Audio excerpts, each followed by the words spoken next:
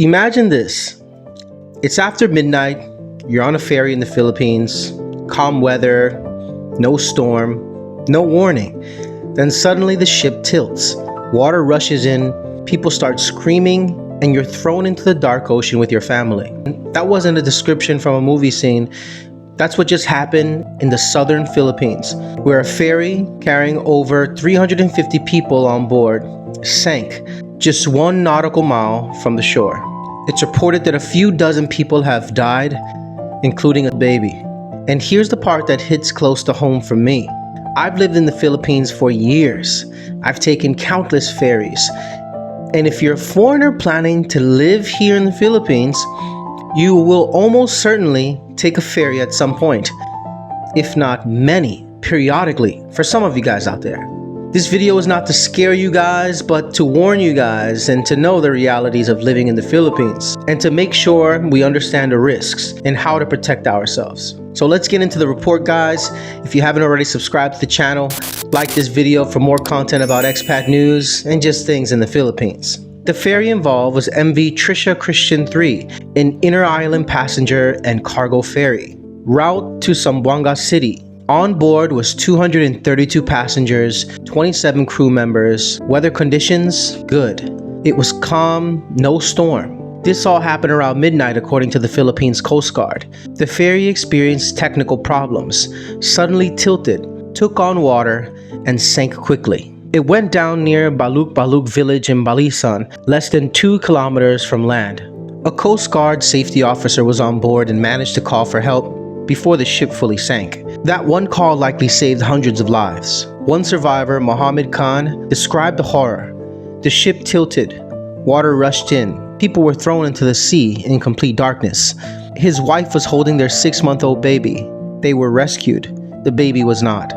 That detail alone should make anyone pause, especially families out there, travelers, retirees with loved ones. Why this one terrifies some expats and foreigners here. And this one hits differently, guys. If you're here living in the Philippines long term, if you live outside of Metro Manila, travel between islands, if you visit your partner's province, go to places like Cebu, Bohol, Siquijor, Leyte, Mindanao, Palawan. I mean, these are all hotspots, places that foreigners are traveling in and outside of. You will likely take ferries. There is no avoiding it. I've taken overnight ferries, small inter-island boats, fast crafts, cargo passenger hybrids like this one. And I'll be honest with you guys, not all the ferries feel safe. Sometimes it feels terrifying, and coming from the city in Miami and growing up in New York as a kid, we never had to take these unless we were going to like Staten Island, which I've never done, or in Miami for, going fishing on a boat. But other than that, a lot of guys that do come here probably never experienced going on a boat as big as this one. Some of these ferries look better than others. Some of them are older than others. Some are poorly maintained. Some are overcrowded, even when officials say they are not. And when something goes wrong at sea, you don't get a second chance.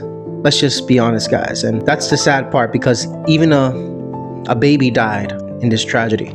But let's not act like this is an isolated incident. The Philippines is an archipelago of over 7,000 islands. Sea travel is part of daily life. I have one of my followers, a great longtime followers, that every single week she has to travel 2 hours from her island to the mainland just to do groceries for her sari store. And maritime accidents here happen very often, especially in remote provinces, night crossings, cargo passenger ferries, areas with weaker enforcement. And if you guys know some history, 1987, Donna Paz disaster, over 4,300 people killed, one of the deadliest peacetime maritime disasters in Philippines history. That tragedy still echoes and haunts some people and families today. So what foreigners need to know here, if you're planning to live here or you're already here or new here, I love the Philippines. I chose to live here. Prior to living here, I've done a ton of research, so I knew exactly what I was getting myself into. But blind optimism is quite dangerous. If you're a foreigner, don't assume Western safety standards. I see a lot of guys talk crap about the Philippines. Yeah, it could be dingy and dirty around the edges. The infrastructure could be terrible at times. Hospital waiting rooms could be leaking in the roof during storms. But we gotta remember what we signed ourselves up to and look at the beauty in everything. And remember that these do not apply to Western standards.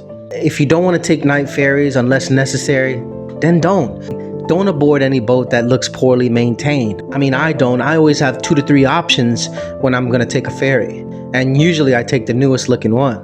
Always tell someone where you're going, whether that's your friend, your wife, whoever. You should tell people where you're going so they would know to report if you were missing. This isn't a paranoia video, guys.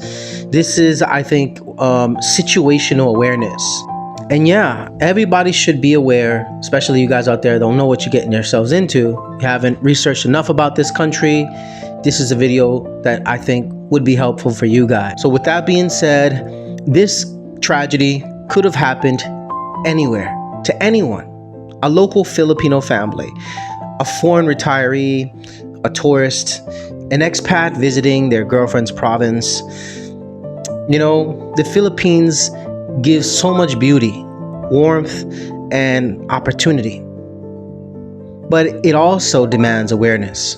I'm shining this not to scare everyone out there, not to make some clickbait content, but to make sure you come here prepared, fully educated on the realities that lies in the Philippines.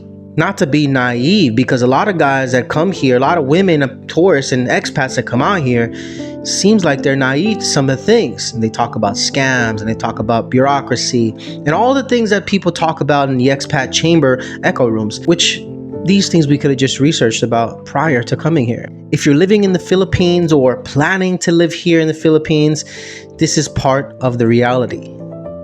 But we have to live smart, stay aware, and never assume it can't happen to us. But I want to keep those families that have suffered this tragedy and the collateral damage of the people that lost their lives, their families, in my prayers, especially for the family that lost their newborn baby. I'm going to keep you guys in my prayers, and I hope that these things happen less frequent. With that being said, guys, stay safe and happy. I'll see you in the next video. Peace. Know you used to love me. I know you got someone else.